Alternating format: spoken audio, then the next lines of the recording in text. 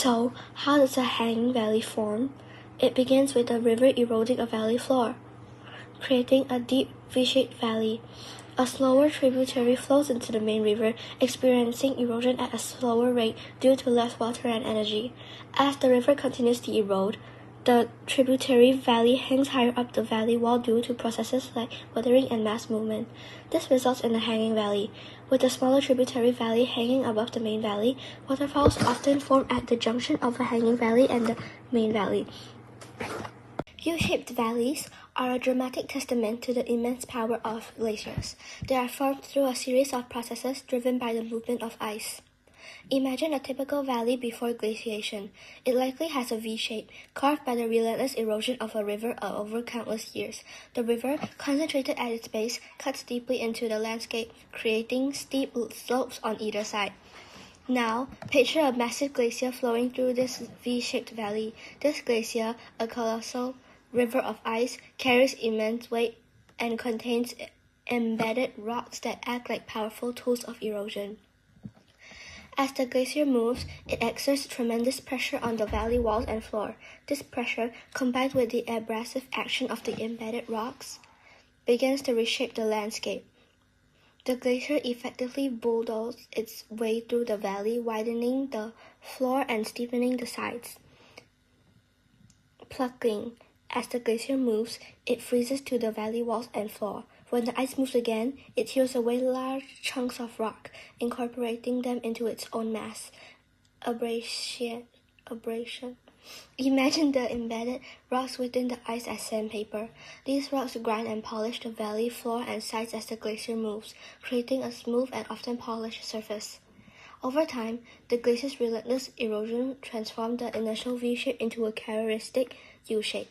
The valley floor becomes wider and the sides become steeper and more uniform. The glacier may also deepen the valley, creating a flat. Imagine a glacier, a massive river of ice, slowly grinding its way across the landscape. As it moves, it carves deep valleys, scraping away at the earth below. Now picture a melting period. The ice begins to retreat, leaving behind a U-shaped valley. But not all of the ice melts at once. A large chunk of ice might become detached from the main glacier, buried beneath a layer of sediment. This buried ice block acts like a dam, blocking the flow of the river that now occupies the valley. As the buried ice slowly melts, the water behind the dam rises, creating a long, narrow lake. This elongated lake, resembling a ribbon, is known as a ribbon lake. The sides of the valley, shaped by the glacier's erosive power, create the distinctive long and narrow shape of the ribbon lake.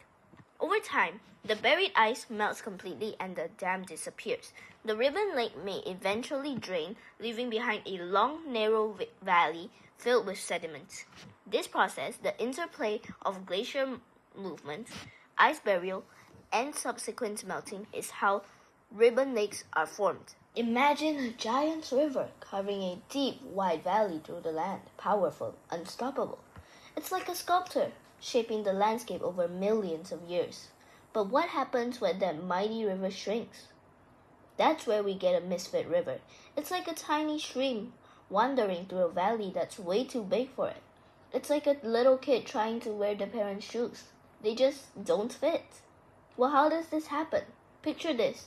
During the Ice Age, huge glaciers covered the land. These icy giants carved out massive valleys, like giant bulldozers. Then, the climate warmed, the glaciers melted, leaving behind these enormous valleys. Now, imagine a small river trying to flow through this giant valley. It's like a tiny ant trying to walk across a football field. It looks lost, out of place. That's a misfit river. Sometimes a river might even change its course entirely. It might find a faster, easier route, leaving its old valley behind. It's like a highway getting rerouted. So, when you see a river flowing through a valley that seems way too big, remember that it's a misfit river, a reminder of the path of the Earth's ever-changing past.